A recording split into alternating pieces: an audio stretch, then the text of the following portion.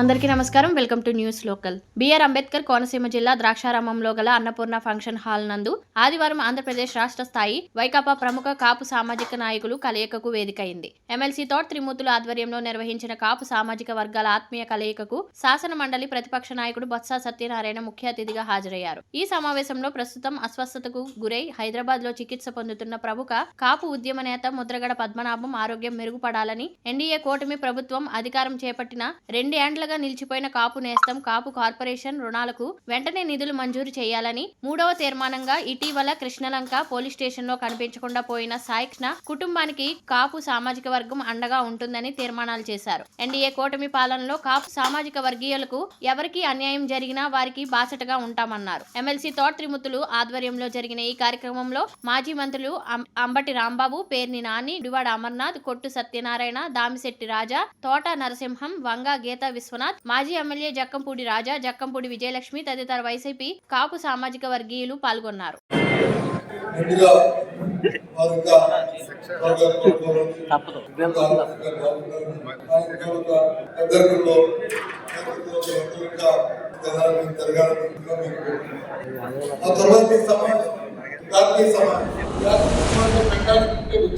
ఈ రాష్ట్రంలో ఉన్న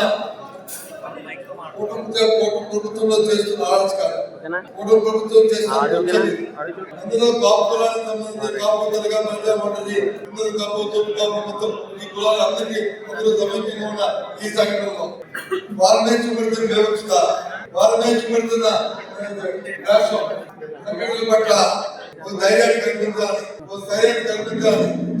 ఈ రాష్ట్రంలో మారుమూల ప్రతి వారికి కూడా పర్వాలేదు, మా వాళ్ళు ఉన్నారు, పర్వాలేదు, మా అమ్మున్నాడు, మా తమ్ముడున్నాడు, మా మామన్నాడు, మా దాతున్నాడు అనే ఒక ధైర్యాన్ని ఇవ్వడానికి ఈ సమాజం. ఎందుకంటే పరిస్థితులు ఉన్నాయి, చెప్పచ్చు, అందరూ చెప్తున్నారు, వాళ్ళు ఇష్టారాజ్యంగా మాట్లాడుతున్నారు. అవకాశం అవకాశం కాదు.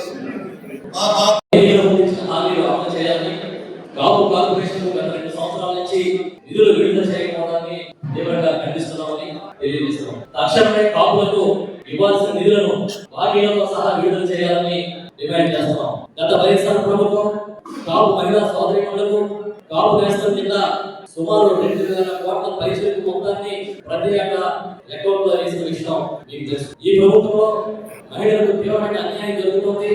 ఈ ఏడాదితో కలిపి కాపు కార్పొరేషన్ కి 9,000 కోట్లు చంద్రబాబు నాయుడు హామీ ప్రకారం 9,000 కోట్లు బాకీ పడ్డారు కనుక తక్షణమే విడుదల చేయాలని ఈ సమావేశం డిమాండ్ చేస్తున్నాం.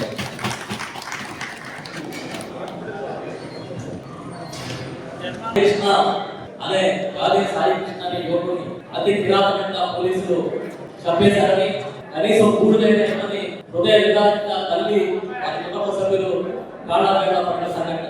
ఇది ఈ రాష్ట్రంలో సాధికారులు క్షీణించడానికి పరాకాష్ఠగా ఈ సమావేశం భావిస్తోంది. ఈ సమావేశం దీన్ని ఒక సాయి కృష్ణ లాకప్ నేతలు ఆత్మహత్యని సంఘటనగా చూడటం లేదని పేర్కొంటోంది. ఈ రాష్ట్రంలో సాధికారులు రెడ్ బుక్ పేరుగా చంద్రబాబు ప్రభుత్వం చేస్తున్న ఆరాష్ట్రంగానే మేము చూస్తూ ప్రభుత్వ వైఖరిని తీవ్రంగా ఖండిస్తున్నాం. గాలి సాయి కృష్ణ ఘటనపై సిబిఐ విచారణకు డిమాండ్ చేస్తున్నాం. కాపుల్ని సంఘ విద్రోహ శక్తులుగా చిత్రీకరించే ప్రభుత్వ ధోరణి ఖండిస్తూ చంద్రబాబు ఎప్పుడు అధికారంలోకి వచ్చిన కాపుల్ని గౌరవంగా సంఘ విద్రోహ శక్తులుగా చిత్రీకరించడాన్ని తీవ్రంగా తప్పుపడుతున్నాం. కాపు తెలగ బలిజ ఒంటరి ఇతర ఉపకులాలతో పాటు ఇతర ఏ సామాజిక వర్గంలో ఈ ప్రభుత్వ బాధ్యతలున్నా స్పందించాలని నిర్ణయించడం అయింది. రాష్ట్రంలో అన్ని ప్రాంతాల్లో కాపులపై పెట్టిన అక్రమ కేసుల్ని తక్షణమే ఉపసంహరించుకోవాలని డిమాండ్ చేస్తున్నాం. ఈ సమావేశంలో నాయకుల సూచన మేరకు కాపులపై దాడులు జరిగితే, ఎక్కడైనా వారు అన్యాయానికి గురైతే కాపు నాయకులు వెళ్ళి ధైర్యం చెప్పాలి. దీనికి గాను 3 ప్రాంతాల్లో ముఖ్య నాయకులతో 3 టాస్క్ ఫోర్సులు ఏర్పాటు చేయాలని నిర్ణయం తీసుకోవాలి. తక్షణమే ఆయా సంఘటనపై వారు స్పందిస్తూ ఎప్పటికప్పుడు నాయకులతో మాట్లాడుకుని ఈ ప్రభుత్వం యాచనాలు చేయకుండా అడ్డుకోవాలని నిర్ణయం తీసుకోవడం జరిగింది. అలాగే రైతులు ఆక్వా రైతులపైన ఈ ప్రభుత్వం కీలక ఒత్తిడి పెడుతూ ఉంది. ప్రభుత్వ నిర్లక్ష్యం దీనికి కారణం. వెంటనే కార్పొరేట్లకు వ్యాపారులకు కొమ్ము కాసే పద్ధతిని మార్చుకుని ఆదుకోవాలని డిమాండ్ చేస్తున్నాం. ఎక్కడ ఏ అఘాయిత్యం జరిగినా ఇప్పుడే ప్రజలు కొత్త సత్యనారాయణ గారు అందరి అభిప్రాయాల ప్రకారం ప్రకటించిన విధంగా ఆ బాధితులకి క్లౌడ్ ఫండింగ్ చేసి ఆదుకోవాలని నిర్ణయించడం అయింది. వచ్చే కాలంలో ఇదే విధంగా గట్టిమైపోవడం ఏ విధంగా అయితే ఈ సమావేశాలు నిర్వహించారో అలాగే తిరుపతిలోను విశాఖపట్నంలో మరో 2 సమావేశాలు కాపు సమావేశాలని ఏర్పాటు చేయాలని నిర్ణయించడం జరిగింది. వీటన్నింటినీ కూడా ఆమోదించమని చెప్పి పెద్దలకు కోరుకుంటున్నాను.